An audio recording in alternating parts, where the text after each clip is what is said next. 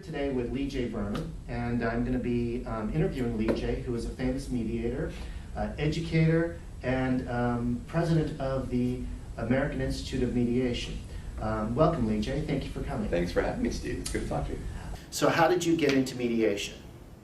I was working for in land acquisition for a big developer, and doing the negotiations that we did, their style was to squeeze every nickel out of the opponent, and we had these long 18-month escrow periods to purchase a piece of property.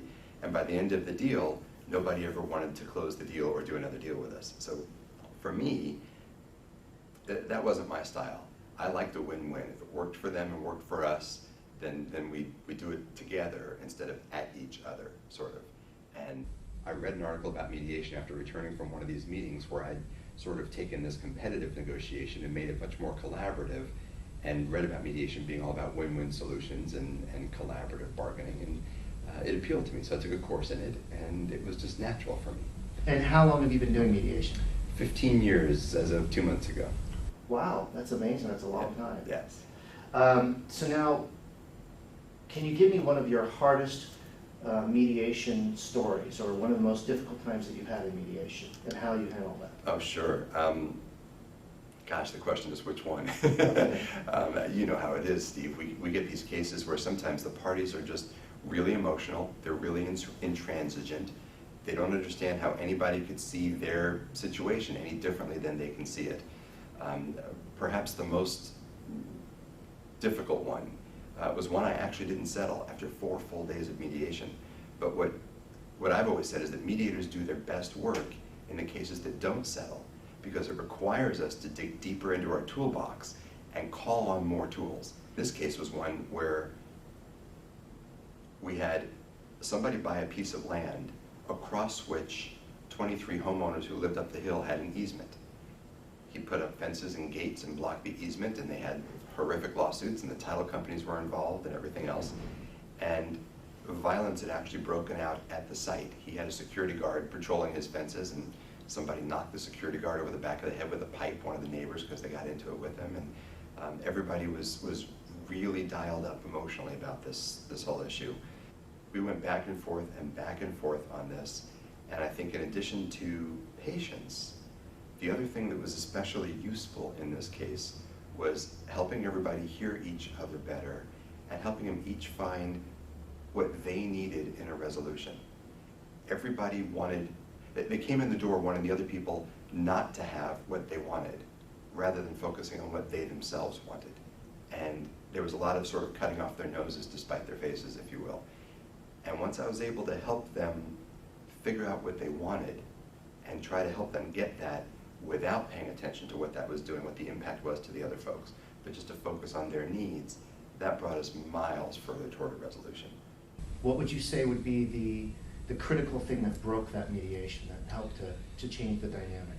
It was really being creative. This is one where the neighbors up the hill were able to give this gentleman who was blocking their easement, allegedly, everything he wanted, including putting a gate so that he could grant access with a passcode to who purchased the easement from him and who didn't.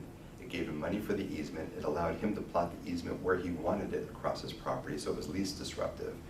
And it gave him a lot of control over the easement, where ultimately a court would have only been able to grant the existing easement or deny it without any of that flexibility. So what advice would you give to new mediators? New mediators have to focus on 2 distinctly different things in order to be successful, I think. The first is they've got to hone their skills. They have to find places to practice those skills. They have to get comfortable in the saddle. They have to embody the confidence when they walk in the room that they've done this before successfully, and that they can take control of that room in a comfortably gentle way. But they have to demonstrate that capability and be able to perform. They've got to hone their craft. But then they also have to figure out a business model and a business plan for their business to succeed. I think too many new mediators don't focus on their practice as a business venture.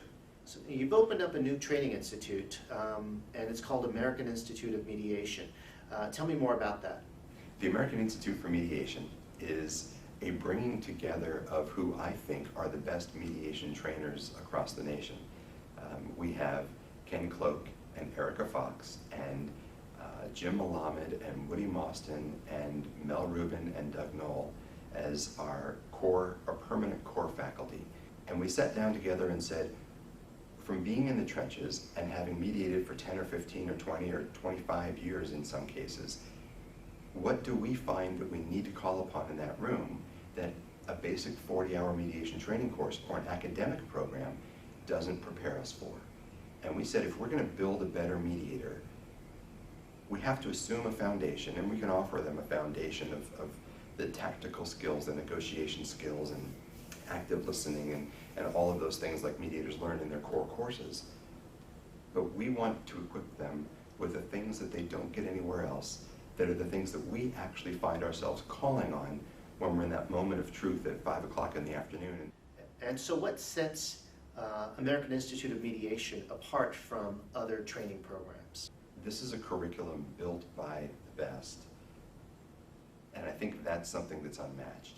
The other thing that sets us apart, people can go and take advanced mediation trainings elsewhere. They can get a master's degree or an LLM in ADR or conflict resolution or peacemaking, and those things give them the theoretical understanding of the process, and occasionally some clinic and some role play work so that they get to embody it. This is about, our whole institute is built around the doing of the practice. Rather than going back and reviewing some notes, they've done it and practiced it and embodied it in the training course, so they bring it with them as their whole package into the room. And that's the way I think we can make more of a difference in the practice of an existing mediator.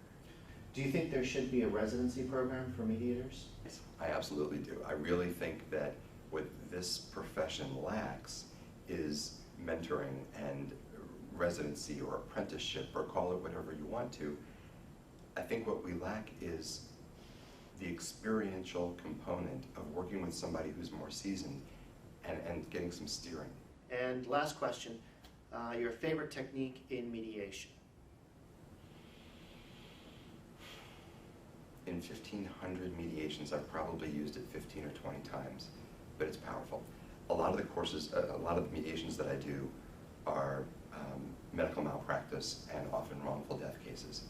So what I do is I've got people who are tying the value of the case to the value of the life of the person who passed away. And we can't have them do that.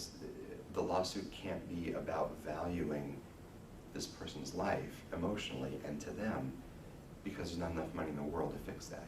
So what I do is I say to them, if this is the whole of all that you're dealing with emotionally right now and all that you're feeling, the hurt, the anger, everything, the mourning, our job today is to divide this into two halves. This is the side of you that misses him and that's never going to be the same because he's not here, and who wakes up every night and goes to sleep every night and wakes up every morning and probably wakes up during the night missing him, thinking about him, wishing he were here, upset and angry he's not here, and all of that. This is the half that's, if you will, the business side of the transaction. This is the part for which they're responsible, for which their negligence caused him not to be here, and that they contributed to his early demise. And this is the part that involves them. This just involves you. Now the healing on this side can't begin until you've got this part resolved. Once this part's resolved and you've dealt with them externally, with everything that they did that made them accountable, and making it right with them so that you can put this to rest, then, and really only then, can you start focusing on this part. Well, Lee Jay, thank you. Well, Lee Jay, thank you very much for your time. Steve, it's been my pleasure. Thanks so much for the opportunity. I'm glad we were able to get this done. Me